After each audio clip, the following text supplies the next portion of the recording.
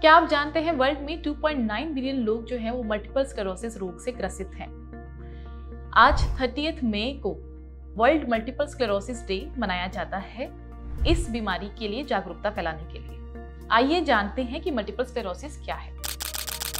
हाय, मैं हूं doctor Sandeep Kaur, consultant neurologist from clear medi Bahara multi speciality hospital. Multiple sclerosis एक तरह का ऑटोइम्यून कंडीशन है, ऑटोइम्यून डिजीज है जिसमें हमारे ब्रेन को हमारा ही इम्यून सिस्टम डैमेज करता है।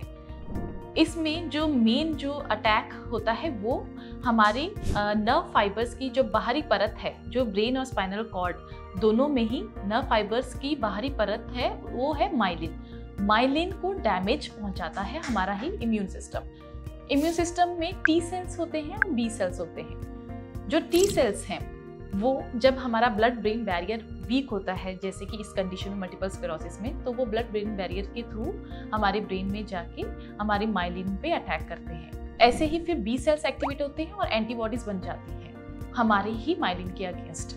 सो इसके थ्रू क्या होता है, हमारे ब्रेन और हमारी बाकी बॉडी के बीच में जो एक कनेक्शन है वो डिस्टर्ब हो जाता है, क्योंकि माइलिन का काम है जो हमारे ब्रेन के सिग्नल्स हैं वो तेज़ी से हमारे बाकी बॉडी तक पहुँचे।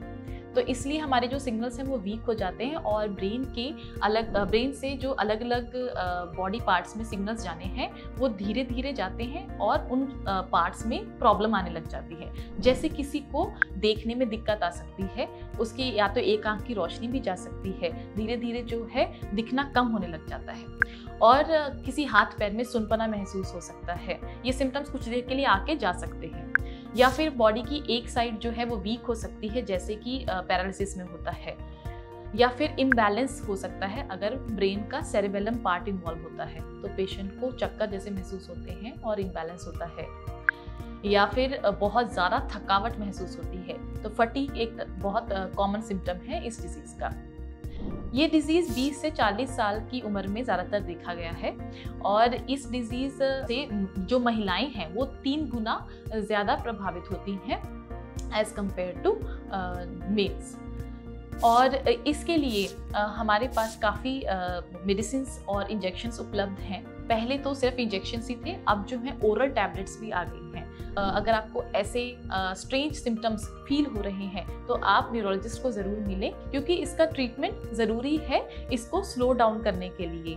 इसका क्योर तो नहीं है, बट हम इस बीमारी को और इसके सिम्टम्स को स्लो डाउन कर सकते हैं, ताकि जो इसके साथ जुड़ी डिसेबिलिटी है क्रॉनिकली वो कम हो सके।